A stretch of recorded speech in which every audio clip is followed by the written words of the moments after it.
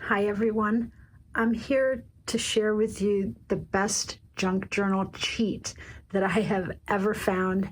And this has enabled me to turn any book that I have found into a junk journal without taking the pages off, without doing anything with the binding or sewing signatures in.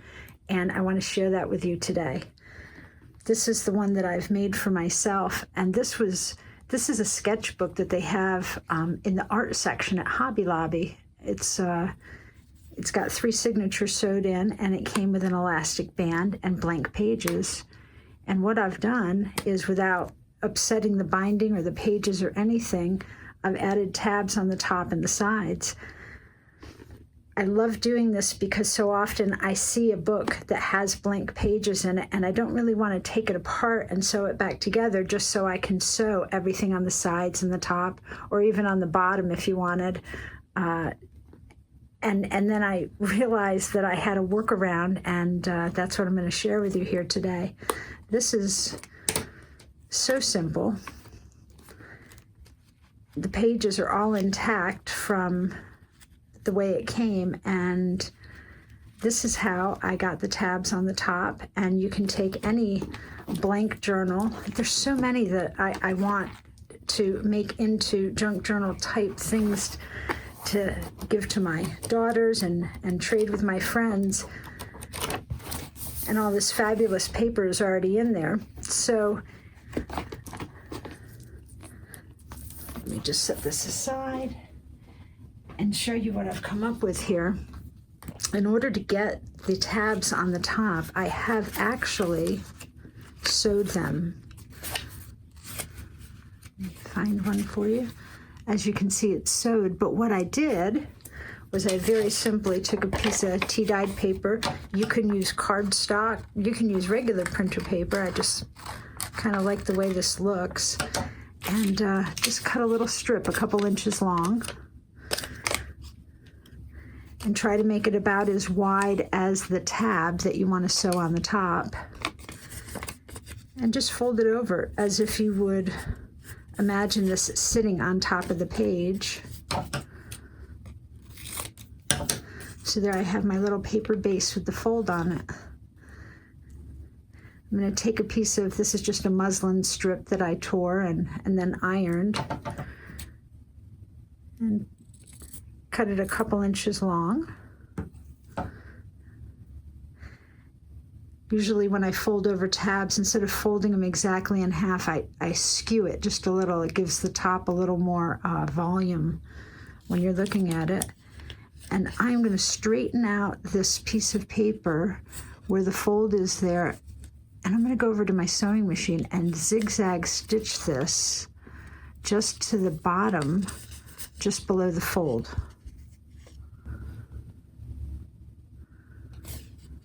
Just like so. So I've sewed that below the fold. I'm just going to cut these tails off. Whoops.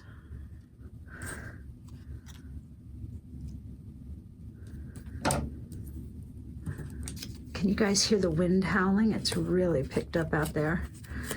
And then when you fold this back over, it's sewed to the top there. And then what we can do, let me find a book to put this in. Here we go. I have another small. These small leather-covered journals with the latches, they're so nice. And they're especially nice for mail gifts. It's so hard when I have a lot of daughters and they have boyfriends or husbands, other halves. And, you know, if you're doing junk journals for the gals, what do you do for the guys? And these are a neat idea. They're quite affordable. If you, I'll plop a link to a few of these on Amazon just to get you looking at what's available. I cannot believe how inexpensive these little things are. But you take your tab, and let me find a page partway down. I'm just going to hold that page open for a minute and take my tacky glue. The sun went out again. Just a real light coat of this white glue.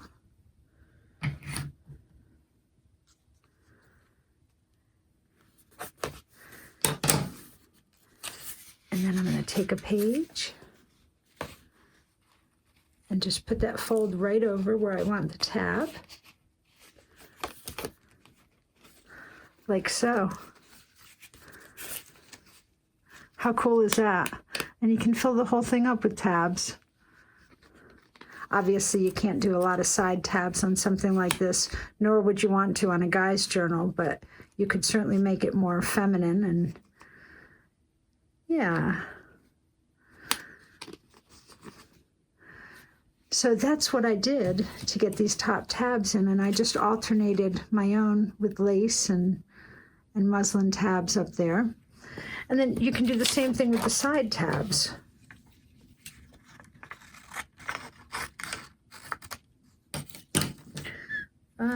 There it is. I'm going to take a little piece of lace here.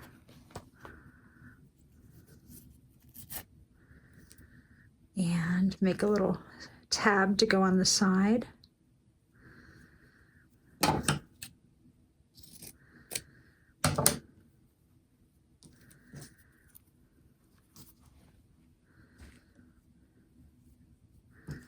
Like so, and I'm going to do the same thing here. I'm just going to fold that over and cut it.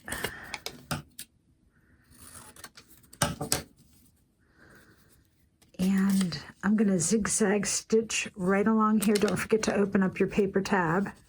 I've already stitched one closed and realized I didn't have the back open. I'm just going to stitch right along there.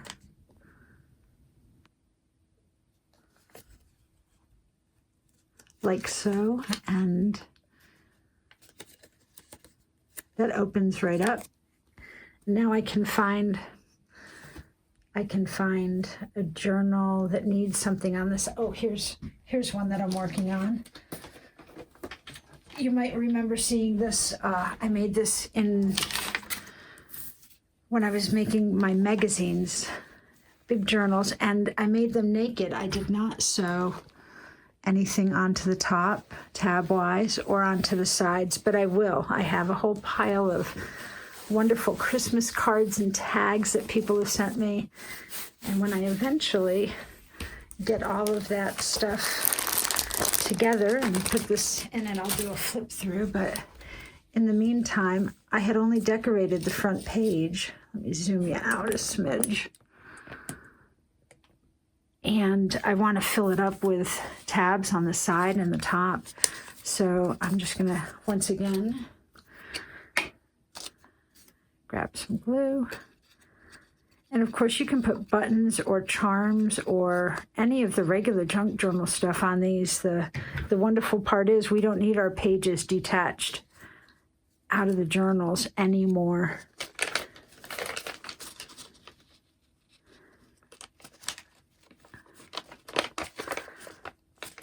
And it's as easy as that. Now there's a lace tab there. So you can go through any hardback book that you might want to turn into a journal, put them on the sides, put them on the top. It's super easy. I just thought it was the neatest little cheat workaround to having loose pages. I have never sewed on pages that were anchored into books without taking the pages out first. And this is a wonderful solution to kind of expand our altered book process without having to worry about the binding or the stitching.